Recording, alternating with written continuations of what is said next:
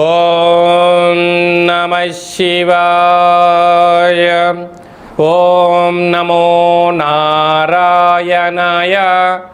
నరదృష్టి నివారణ కాళభైరవాయ నమో నమః. ఓం దిగంబరాయ విద్మహే హంసవాహనాయ ధీమహి తన్నో కాళభైరవ ప్రచోదయాత్. హరి ఓం.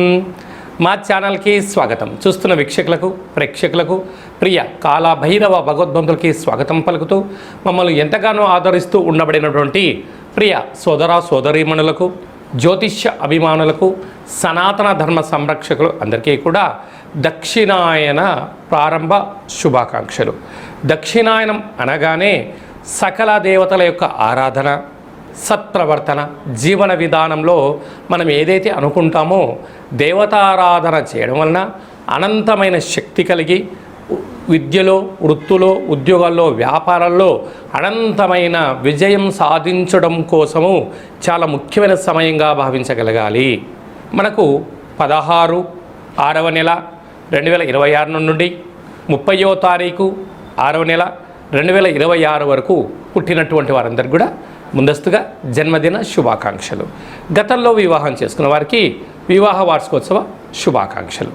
ద్వాదశ రాశుల్లోని గ్రహ గమనాల్ని ఓసారి పరీక్షిద్దాం. మేషరాశిలో కుజుడు స్వక్షత్రకారకుడు, మిథున రాశిలో బుధాదిత్య రాజయోగం, రవి మరియు బుధుడు స్వక్షత్రకారకుడు, కర్కాటక రాశిలో 12 సంవత్సరాల తర్వాత దేవగురు బృహస్పతి ఉచ్చస్థితి సంచార స్థితి మరియు శుక్ర సంచార స్థితి, సింహరాశిలో కేతు సంచార స్థితి, కుంభరాశిలో రాహు సంచార స్థితి, మీనరాశిలో విశేషంగా శని భగవానుని సంచార స్థితితో ద్వాదశ రాశుల్లో గ్రహ గమనాలు ఈ విధంగా ఉన్నాయి. ధనుస్సు రాశి వారికి ఒకవైపు అర్ధాష్టమ శని సంచార స్థితి జరుగుతూ ఉండగా 12 ఏళ్ల తర్వాత దేవగురు బృహస్పతి అష్టమంలో సంచరించడము ఒక రకమైన అదృష్టకరమైన ఆనందకరంగా భావించగలగాలి. ఎందుకనగా రాశాధిపతి గురువు ఆయన వచ్చే స్థితిలోకి రాబోతున్నాడు. గత 7 ఏళ్లుగా మీరు పడని బాధ లేదు, ఎక్కని ఆఫీస్ మెట్లు లేవు, దిగని ఆలోచన లేదు, చెయ్యని స్నేహాలే లేవు. కానీ ఇప్పుడు వాటన్నిటికీ సువర్ణపు కాలం ప్రారంభమైందని చెప్పి గుర్తుపెట్టుకోగలగాలి. ధనుసు రాశిలో ఏ నక్షత్రాలు వస్తాయి అనగా మూలా నక్షత్రంలోని 4 పాదాలు, పూర్వాషాఢ నక్షత్రంలో 4 పాదాలు, ఉత్తరాషాఢ నక్షత్రంలో 1 పాదం కలిపితే ధనుసు రాశి. రాశాధిపతి దేవగురు బృహస్పతి, వీరికి తృతీయంలో రాహు, అర్ధాష్టమ శని. కనుక ఈ 2 కూడా గ్రహ సంచార స్థితిలో పెద్దగా అనుకూలించవు. అంటే తల్లిదండ్రులు, అన్నాదమ్ముళ్ళు, అక్కా చెల్లెళ్ళు, తోటి ఉద్యోగస్తులు, సహచరులు మీ యొక్క అవసరం ఉంటే వాళ్ళు వరకంగా ప్రవర్తన చేస్తారు. మీ అవసరం తీరిపోగానే ఇంకోలా ప్రవర్తన చేస్తూ ఉంటారు. కానీ మీకు నటించడం చేత కాదు. అంటే కారణం ఏమిటి? సహజంగా ఉండాలి, నిజంగా ఉండాలి, ధర్మంగా ఉండాలి అనేటువంటిది మీకుంటుంది. కానీ నవ్యడేస్లో మీరు అలాగా నటించకపోతే కొంతకాలమే వీరితో స్నేహం చేయగలరు. శాశ్వతంగా మీరు ఆధ్యాత్మిక చింతన, సత్ప్రవర్తన, దేవతారాధన, యోగా, ఆసన, మెడిటేషన్ లాంటి వాటిని అలవర్చుకోగలిగినట్లయితే ఈ సమాజం కన్నా ఆత్మ సౌందర్యంతో మీకన్నా అదృష్టవంతులు ఎవరు లేరు అని చెప్పి కూడా గమనించాలి. సంతాన స్థానంలో కుజుడు స్వక్షత్రకారకుడు అయ్యాడు కనుక నూతనంగా వివాహమైన వారికి పుత్రాపుత్రిక సంతాన యోగము, పిల్లల యొక్క చదువులు అభివృద్ధిలో విజయం కలుగుతుంది. సప్తమంలో బుధాదిత్య రాజయోగం, ఉన్నతమైన అదృష్టం మీ సొంతం కాబోతుంది.